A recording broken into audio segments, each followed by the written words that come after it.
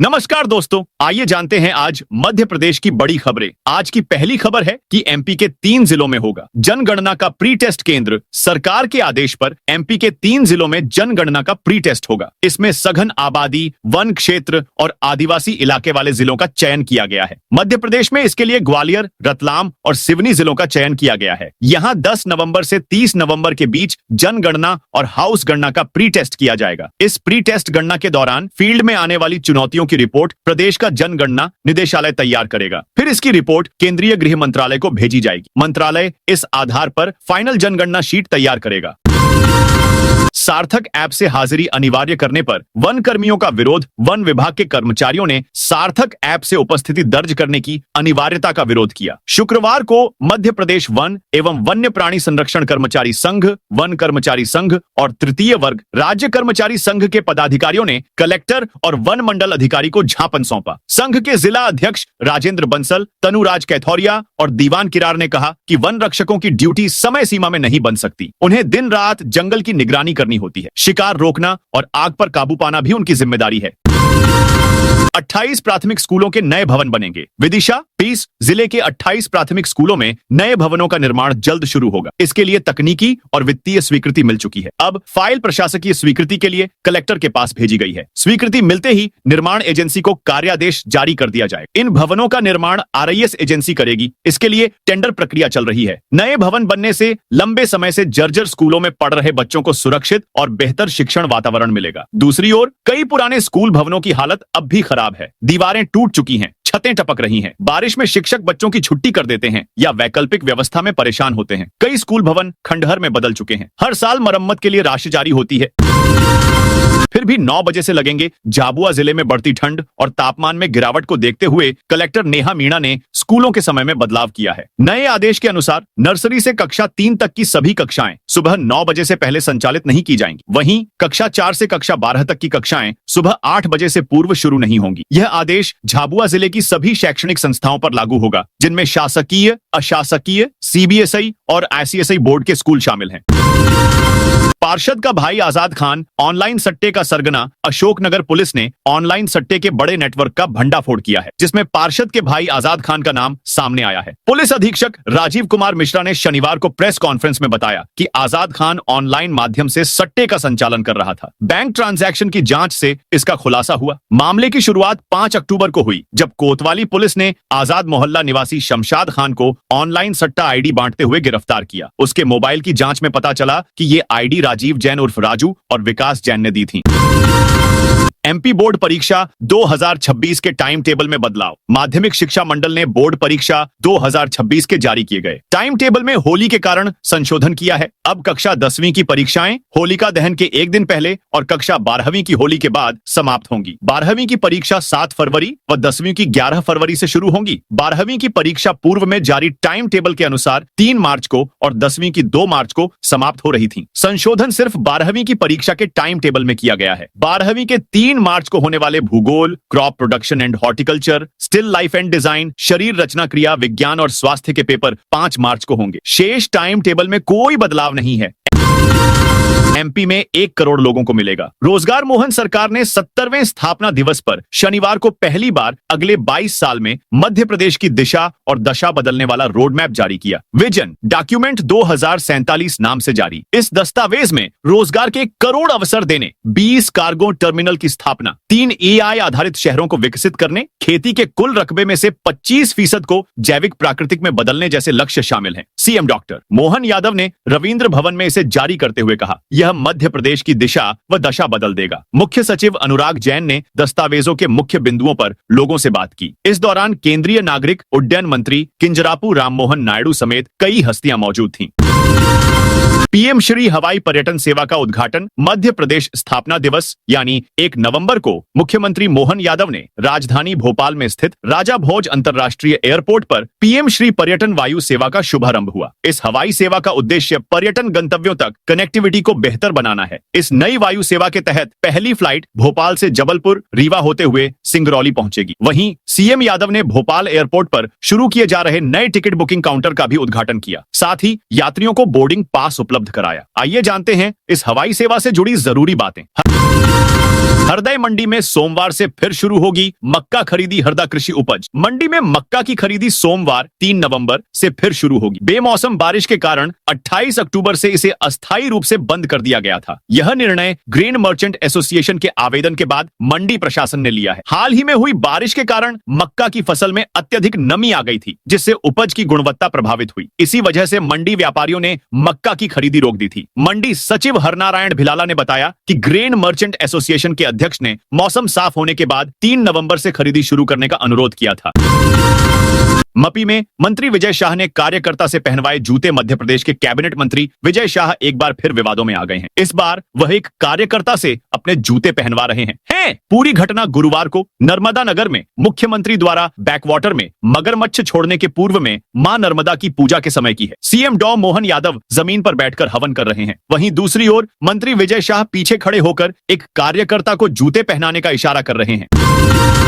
Speed post करने पर मिलेगी 10% की छूट दिखानी होगी। ये आईडी डाक विभाग की ओर से विद्यार्थियों के लिए अच्छी खबर है। अब छात्र अपनी स्पीड पोस्ट पर 10% की छूट प्राप्त कर सकेंगे। यह छूट विद्यार्थियों को एक विशेष योजना के तहत मिलेगी, जिससे वे अपनी शैक्षणिक या अन्य सरकारी आवेदन प्रक्रिया को और भी सस्ते में पूरा कर सकेंगे। डाक विभाग ने सभी डाकघरों में शनिवार से प्रीमियम सेवा स्पीड पोस्ट को प्रारंभ कर दिया है। इस छूट का लाभ 50 से लेकर 500 ग्राम तक की स्पीड पोस्ट पर मिलेगा, जहां शुल्क वजन और दूरी के आधार पर तय होता है। यहां बता दें कि अक्टूबर में डाक विभाग ने आमजन के लिए स्पीड पोस्ट की दरों में बढ़ोतरी की थी। डाक विभाग के प्रवर अधीक्षक AK सिंह ने बताया, छात्रों के लिए स्पीड पोस्ट पर 10% छूट प्रारंभ कर दी गई है। इसके लिए उन्हें आईडी दिखानी होगी। नगर निगम की सूची से अलग नहीं किए गए मृतक और सेवानिवृत्त कर्मचारियों के नाम। नगर निगम के कर्मचारियों की सूची में मृतक और सेवानिवृत्त अधिकारी कर्मचारियों के नाम नहीं हटाए गए हैं या फिर उनके नाम पर नौकरी फर्जी तरीके से चल रही है। 2 माह से चल रही फेस अटेंडेंस में इस गड़बड़ी को पकड़ा गया है। जिम्मेदार अधिकारी कर्मचारी नामों की सूची को संशोधित करने में लगे हुए हैं। निगम के रिकॉर्ड के अनुसार इस समय नगर निगम के अधिकारी कर्मचारियों की हाजिरी में फेस अटेंडेंस सॉफ्टवेयर लाया गया है। इसका ट्रायल 2 माह से कर्मचारियों के बीच चल रहा है। निगम आयुक्त के दिशा निर्देश पर फेस अटेंडेंस में 1935 कर्मचारी रजिस्टर्ड है। 4 IAS अफसरों को मिलेगी बड़ी जिम्मेदारी। राजधानी भोपाल में कलेक्टर कौशलेंद्र विक्रम सिंह समेत 4 IAS सचिव बनेंगे। इनमें उज्जैन संभागायुक्त आशीष सिंह, ग्वालियर कलेक्टर रुचिका चौहान समेत एक अन्य IAS शामिल हैं। इसके अलावा करीब 50 IAS अधिकारियों का भी ओहदा बढ़ेगा। ये अतिरिक्त सचिव से सचिव, सचिव से प्रमुख सचिव, प्रमुख सचिव से अपर मुख्य सचिव के पद पर पदोन्नत होंगे। उधर राज्य प्रशासनिक सेवा SAS के 50 से 60 अफसरों को भी क्रमोन्नति मिलेगी। ये डिप्टी कलेक्टर से संयुक्त कलेक्टर, संयुक्त कलेक्टर से अपर कलेक्टर बनेंगे। इनका ग्रेड पे भी बढ़ेगा। सरकार के स्तर पर ये तैयारियां शुरू कर दी हैं, जो नवंबर व दिसंबर में पूरी की जाएगी। ओहदा बढ़ाए जाने संबंधी आदेश 1 जनवरी से प्रभावी होंगे। MP के इस रेलवे स्टेशन पर यात्रियों को नई सौगात। मध्य प्रदेश की पर्यटन नगरी खजुराहो के रेलवे स्टेशन पर यात्रियों की सुविधा को ध्यान में रखते हुए अब बुजुर्ग, अशक्त और दिव्यांग यात्रियों के लिए बैटरी संचालित वाहन की सुविधा शुरू की जा रही है। यह कदम झांसी रेल मंडल द्वारा यात्रियों की सुविधा बढ़ाने और रेलवे की आय में वृद्धि करने की दिशा में एक अभिनव पहल के रूप में देखा जा रहा है। यह सेवा झांसी मंडल के वीरांगना, लक्ष्मीबाई झांसी स्टेशन और खजुराहो स्टेशन दोनों पर शुरू की जा रही है। रेल प्रशासन का मानना है कि इससे न केवल यात्रियों को प्लेटफॉर्म बदलने और स्टेशन परिसर में आवागमन में आसानी होगी, बल्कि यह एक पर्यावरण अनुकूल और हरित पहल भी साबित होगी। 7 नवंबर से खजुराहो से वाराणसी के बीच चलेगी नई वंदे भारत एक्सप्रेस। मध्य प्रदेश को एक और नई वंदे भारत एक्सप्रेस ट्रेन की सौगात मिली है। नई वंदे भारत ट्रेन इसी हफ्ते से शुरू होने जा रही है। छतरपुर जिले के विश्व प्रसिद्ध पर्यटन स्थल खजुराहो से ये नई वंदे भारत ट्रेन उत्तर प्रदेश के वाराणसी तक चलाई जाएगी, जिसकी तारीख का ऐलान भारतीय रेलवे ने आज 1 नवंबर को कर दिया है। खजुराहो से वाराणसी के बीच नई वंदे भारत ट्रेन चलने से पर्यटकों के साथ ही स्थानीय MP को एक और एयरपोर्ट की बड़ी सौगात। मध्य प्रदेश को स्थापना दिवस पर बड़ी सौगात मिली है। 1 नवंबर को प्रदेश में एक और एयरपोर्ट बनाने की घोषणा की गई। नया एयरपोर्ट राज्य की धर्मनगरी उज्जैन में बनाया जाएगा। केंद्रीय नागरिक उड्डयन मंत्री किंजरापू राम मोहन नायडू और मुख्यमंत्री डॉ मोहन यादव उपस्थिति में उज्जैन हवाई अड्डे के विकास अनुबंध पर हस्ताक्षर हुए। प्रदेश में महज 2 सालों में प्रदेश का यह चौथा हवाई अड्डा होगा। इस मौके पर केंद्रीय नागरिक उड्डयन मंत्री के R नायडू ने कहा कि मध्य प्रदेश सभी क्षेत्रों में तेजी से प्रगति के पथ पर अग्रसर है। प्रदेश अब केवल संस्कृति के लिए ही नहीं, बल्कि विकास और समृद्धि के लिए भी देश में विशेष पहचान बनाएगा। नगर निगम जल्द बनेगी नपा, ये 20 गांव होंगे शहर में शामिल। नगर पालिका विदिशा को नगर निगम बनाने के लिए अधिकारियों की ओर से एक बार फिर कवायद शुरू कर दी गई है। केंद्रीय कृषि मंत्री शिवराज सिंह चौहान की मांग और मुख्यमंत्री मोहन यादव की ओर से दिए गए आश्वासन के दूसरे दिन नगर पालिका में शासन को भेजे गए प्रस्ताव की स्टेटस की जानकारी ली गई। नगर पालिका की ओर से नगर निगम के यानी क्षेत्र का नक्शा भी तैयार हो चुका है। एमपी की 62 पंचायतों में भ्रष्टाचार का भंडाफोड़। भ्रष्टाचार में फंसे कई पूर्व सरपंच और सचिवों पर एक बार फिर कार्रवाई की गई है। इस बार रीवा के त्योंथर जनपद क्षेत्र के 62 पंचायतों में हुए भ्रष्टाचार की जांच के बाद चली सुनवाई के बाद तत्कालीन सरपंचों से वसूली की तैयारी है। पंचायत राज एवं ग्राम स्वराज अधिनियम की धारा 92 के तहत हुई सुनवाई के बाद संबंधित दोषियों पर जुर्माना लगाया गया है। खजुराहो के ग्रुप ऑफ टेम्पल जैसा बनेगा एमपी का यह किला। मध्य प्रदेश के विश्व प्रसिद्ध पर्यटन नगरी ओरछा के किला परिसर को खजुराहो के ग्रुप ऑफ टेम्पल की तर्ज पर विकसित किया जाएगा। इसके लिए प्रशासन ने किला परिसर के अंदर स्थित 13.378 हेक्टेयर जमीन को अधिग्रहित करने की प्रक्रिया शुरू कर दी है। किला परिसर की यह जमीन 48 खातेदारों के नाम पर है। यह जमीन पर्यटन विभाग को दी जाएगी और पर्यटन विभाग यहाँ पर विकास कार्य के साथ ही यहाँ के स्मारकों का संरक्षण करेगा। श्री राम राजा लोक के साथ ही अब पर्यटन नगरी को और भी बेहतर करने की दिशा में काम किया जा रहा है। ऐसे में पर्यटन विभाग अब ओरछा के राजमहल और जहांगीर महल के पूरे परिसर को सुरक्षित और संरक्षित करेगा। इन जिलों में बारिश की चेतावनी। नवंबर माह की शुरुआत में ही मध्य प्रदेश में सर्दी की दस्तक हो चुकी है। मौसम विशेषज्ञों के अनुसार नवंबर के पहले सप्ताह में हल्के बादल बारिश हो सकती है। खासकर अगले 3 दिन तक इंदौर, भोपाल, उज्जैन, जबलपुर और नर्मदापुरम संभाग के जिलों में हल्की बारिश होगी। रविवार को इंदौर, नर्मदापुरम और जबलपुर संभाग के 10 जिलों में बारिश का अलर्ट है। वहीं भोपाल, ग्वालियर और उज्जैन में बादल छाए रहेंगे। इसके बाद सर्दी धीरे धीरे जोर पकड़ेगी। आखिरी सप्ताह में मौसम सर्द हो जाएगा। तापमान 10 डिग्री तक भी पहुंच सकता है। आखिरी के 2-3 दिन कोहरा, कुहासा भी दिखाई दे सकता है। 4 नवंबर भोपाल, विदिशा, रायसेन, नरसिंहपुर, छिंदवाड़ा, पांडुरना, बैतूल, नर्मदापुरम, सीहोर, हरदा, राजगढ़, शाजापुर, देवास, खंडवा, बुरहानपुर, इंदौर, उज्जैन, खरगोन, बड़वानी, धार, अलीराजपुर, झाबुआ, रतलाम, राजगढ़, आगरमालवा और शाजापुर।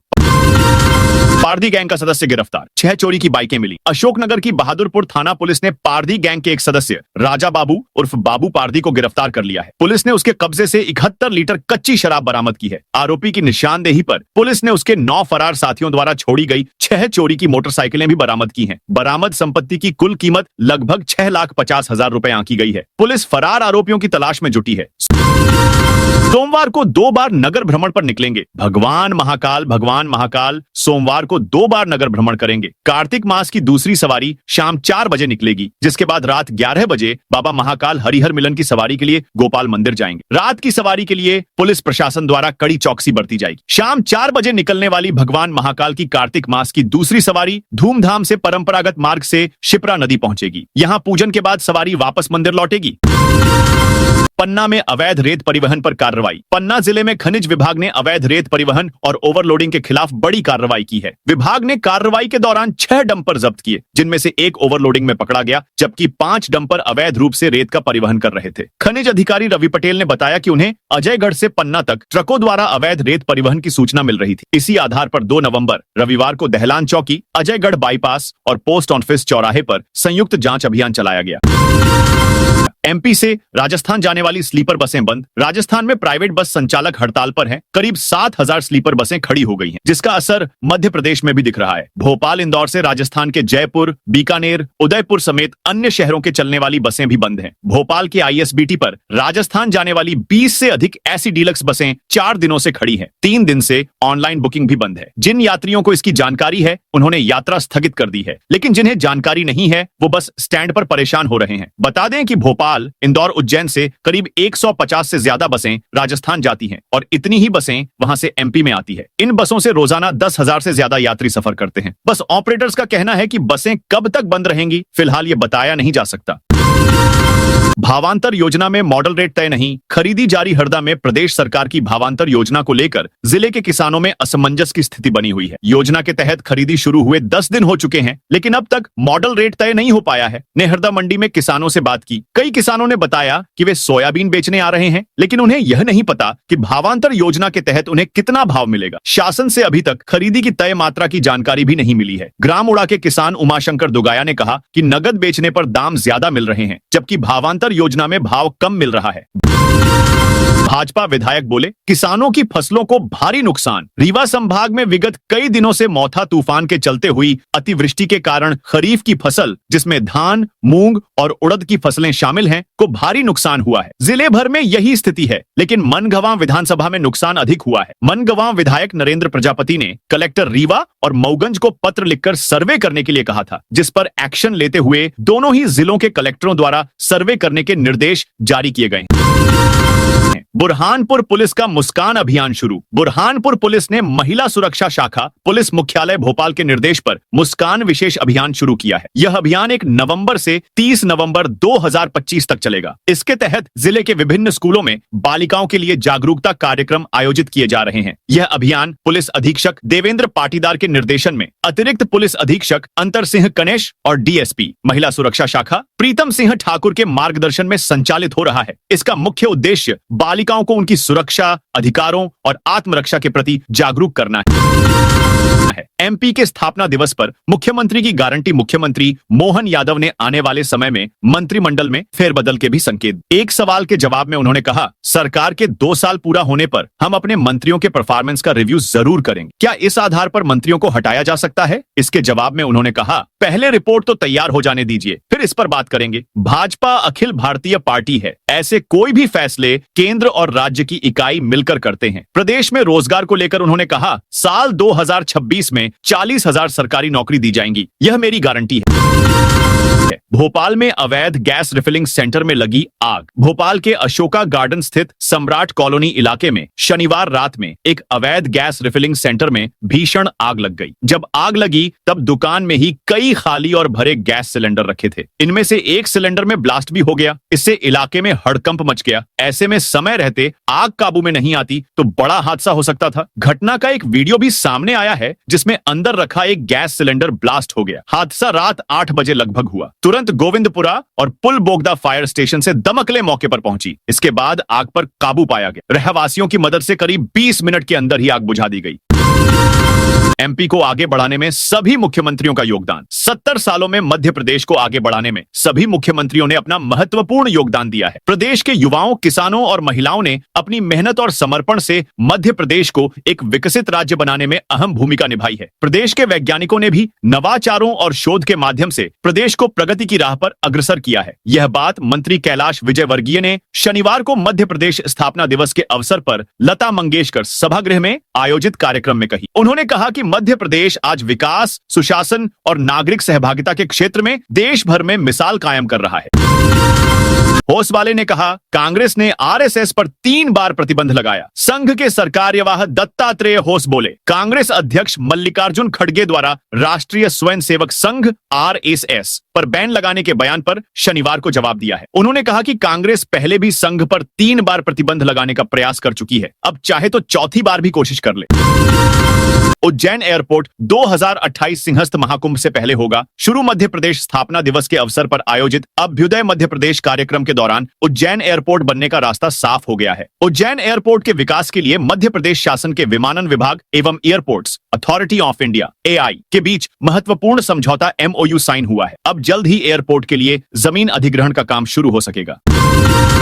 बैतूल कलेक्टर ने 3 अधिकारियों का वेतन रोका। बैतूल में कलेक्टर नरेंद्र कुमार सूर्यवंशी ने शनिवार को प्रधानमंत्री सूक्ष्म खाद्य उद्यम उन्नयन योजना की समीक्षा बैठक ली। इस दौरान योजना में 0 प्रोग्रेस वाले 3 अधिकारियों का अक्टूबर माह का वेतन रोकने के निर्देश दिए गए। जिले में योजना के तहत 187 इकाइयों की स्थापना की प्रगति पर चर्चा हुई। कलेक्ट्रेट सभा कक्ष में शुक्रवार को हुई बैठक में शाहपुर ग्राव्य अंकिता मिश्रा, भीमपुर ग्राव्य दरियाव सिंह मरस्कोले और आठनेर ग्राव्य शंकर कुमार लावस्कर का 6 माह से कार्य प्रगति शून्य पाए जाने पर वेतन रोका गया। कलेक्टर ने चेतावनी दी कि यदि 10 दिन के भीतर 100% लक्ष्य पूरा नहीं किया गया तो 6 माह की कार्य प्रगति के आधार पर वेतन वसूली की कार्रवाई की जाएगी। खरगोन में केंद्रीय विद्यालय में बम डिफ्यूज मॉक ड्रिल। खरगोन की BDDS bomb disposal and detection squad team ने शनिवार को PM श्री केंद्रीय विद्यालय में एक मॉक ड्रिल का आयोजन किया। इस अभ्यास का उद्देश्य सुरक्षा व्यवस्था के बारे में जागरूकता बढ़ाना और छात्रों को लावारिस वस्तुओं से निपटने का तरीका सिखाना था। मॉक ड्रिल में विद्यार्थियों के सामने एक लावारिस बैग में रखे बम को निष्क्रिय करने का प्रदर्शन किया गया। मॉक ड्रिल टीम प्रभारी निरीक्षक संजय मोरी ने प्रिंसिपल अन्नू भाई पटेल और स्कूल स्टाफ की उपस्थिति में एक डमी बम रखा। इसके बाद स्क्वाड को सूचना दी गई। टीम ने बम ढूंढने से लेकर उसे निष्क्रिय करने तक की पूरी प्रक्रिया का प्रदर्शन किया और इसमें उपयोग होने वाले सुरक्षा उपकरणों की जानकारी भी दी। बागेश्वर धाम की हिंदू जोड़ो सनातनी यात्रा पर बड़ा विवाद। छतरपुर स्थित बागेश्वर धाम पीठाधीश्वर धीरेन्द्र कृष्ण शास्त्री की हिंदू जोड़ो सनातनी यात्रा को लेकर विवाद गहरा गया है। यह यात्रा 7 नवंबर से 16 नवंबर तक दिल्ली के कात्यायनी माता मंदिर से वृंदावन धाम तक निकाली जाएगी। भोपाल में दलित पिछड़ा समाज के राष्ट्रीय अध्यक्ष दामोदर यादव ने इस पदयात्रा को रोकने के लिए सोमवार को हाईकोर्ट में याचिका दायर करने की घोषणा की है। यादव ने आरोप लगाया कि धीरेन्द्र कृष्ण शास्त्री ने हरियाणा के एक मंच से उन्हें अपशब्द कहे और धमकी दी थी। एमपी का नया अभयारण्य ओंकारेश्वर के नाम मुख्यमंत्री मोहन यादव ने शनिवार को ओंकारेश्वर अभयारण्य बनाने की घोषणा की। वे भोपाल में मध्य प्रदेश स्थापना दिवस के मौके पर अभ्युदय कार्यक्रम में बोल रहे थे। उन्होंने कहा कि अभयारण्य खंडवा और देवास जिले को मिलाकर बनाया जाएगा, जो 611 वर्ग किलोमीटर का होगा। इसके साथ ही डूब क्षेत्र को अभयारण्य से बाहर रखा गया है। वहीं असम से जंगली भैंसा और गेंडे लाए जाने की बात भी कही। बता दें कि मुख्यमंत्री ने इसके संकेत 30 अक्टूबर को खंडवा के नर्मदा नगर दौरे के दौरान दी थे। उन्होंने नर्मदा नदी में 6 मगरमच्छ छोड़ने के साथ ही ओंकारेश्वर अभयारण्य घोषित करने की बात कही थी। एसआईआर के लिए कांग्रेस ने बनाई कमेटी। एमपी में शुरू हुई एसआईआर स्पेशल इंटेंसिव रिवीजन की कार्यवाही की मॉनिटरिंग के लिए कांग्रेस अलर्ट है। बिहार में मतदाता सूची के लिए हुए एसआईआर पर चुनाव आयोग पर वोट चोरी का आरोप लगा चुकी कांग्रेस ने अब एमपी में आयोग की पूरी कार्यवाही का मॉनिटरिंग के लिए 8 सदस्यीय कमेटी का गठन किया है। पूर्व मंत्री सज्जन सिन्हा वर्मा को इस कमेटी का अध्यक्ष बनाया है। कांग्रेस के प्रदेश प्रभारी हरीश चौधरी ने गठित कमेटी से कहा है कि पूरे एसआईआर कार्यक्रम की प्रभावी मॉनिटरिंग के साथ इसमें कोऑर्डिनेशन का काम भी कमेटी में शामिल सदस्य और पार्टी नेता करेंगे। सांसद बोली, धान खरीदी रजिस्ट्रेशन डेट 6 नवंबर तक बढ़ी। बालाघाट में धान खरीदी के लिए पंजीयन की अंतिम तिथि बढ़ा दी गई है। अब किसान 6 नवंबर तक अपना पंजीयन करा सकेंगे। यह जानकारी सांसद भारतीय पारधी ने 1 नवंबर को सांदीपनी स्कूल में आयोजित मध्य प्रदेश स्थापना दिवस कार्यक्रम में दी। सांसद ने बताया कि पूर्व में पंजीयन की डेट समाप्त होने के कारण जिले के कई किसान पंजीकरण कराने से वंचित रह गए थे। किसानों की मांग पर मुख्यमंत्री से चर्चा के बाद यह निर्णय लिया गया है। जीपीओ चौराहे से बीआरटीएस हटाने का काम शुरू। मध्य प्रदेश की आर्थिक राजधानी इंदौर में शनिवार से बस रैपिड ट्रांजिट सिस्टम बीआरटीएस हटाने का काम शुरू हो गया। जीपीओ चौराहे पर जेसीबी मशीन से बीआरटीएस हटाया जा रहा है। पहले फेज में शिवाजी वाटिका चौराहे तक हटाया जाएगा। यह काम महापौर पुष्यमित्र भार्गव, जनकार्य प्रभारी राजेंद्र राठौर सहित निगम के अधिकारी की मौजूदगी में शुरू किया गया है। एमपी में अगले 3 दिन हल्की बारिश, फिर ठंड बढ़ेगी। मध्य प्रदेश में नवंबर में इस हफ्ते बारिश, बादल और गरज चमक वाला मौसम रहेगा। खासकर अगले 3 दिन तक इंदौर, भोपाल, उज्जैन, जबलपुर और नर्मदापुरम संभाग के जिलों में हल्की बारिश होगी। रविवार को इंदौर, नर्मदापुरम और जबलपुर संभाग के 10 जिलों में बारिश का अलर्ट है। वहीं भोपाल, ग्वालियर और उज्जैन में बादल छाए रहेंगे। मौसम विभाग के अनुसार अरब सागर और बंगाल की खाड़ी की तरफ 2 लो प्रेशर एरिया निम्न दाब क्षेत्र सिस्टम एक्टिव है, लेकिन प्रदेश में इनका असर कम रहेगा। सीनियर मौसम वैज्ञानिक डॉक्टर दिव्या ई सुरेंद्रन ने बताया, प्रदेश में फिलहाल हल्की बारिश का दौर रहेगा, लेकिन भारी बारिश का कहीं भी अलर्ट नहीं है। पिछले 3-4 दिन से एक्टिव सिस्टम शनिवार से कमजोर हुए हैं। तो दोस्तों, यह थी आज मध्य प्रदेश की बड़ी खबरें। आप इस वीडियो को कौन से जिले से देख रहे हैं, उस जिले का नाम जरूर बताइए।